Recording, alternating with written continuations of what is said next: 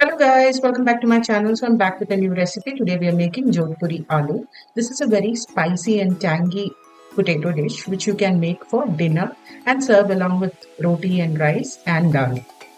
You can also serve this with curd rice and it's a nice combination. The ingredients list for this dish is given below, so do check it out.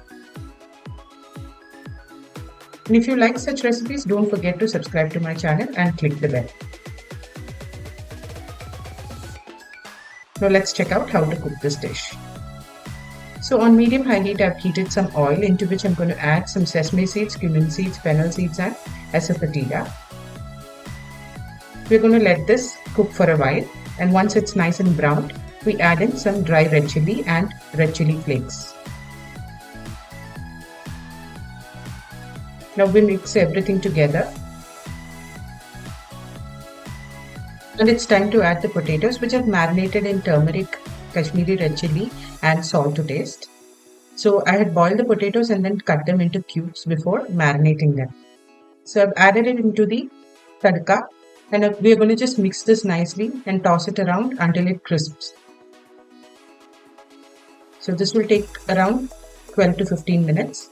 Once the potatoes have turned crispy, we add in some Amchur powder on top of this, mix well and let it cook for a few seconds.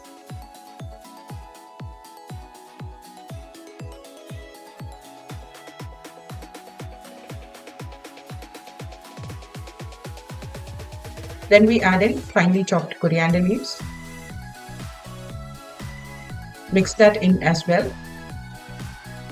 And our simple Jodhpuri Aloo sabji is ready.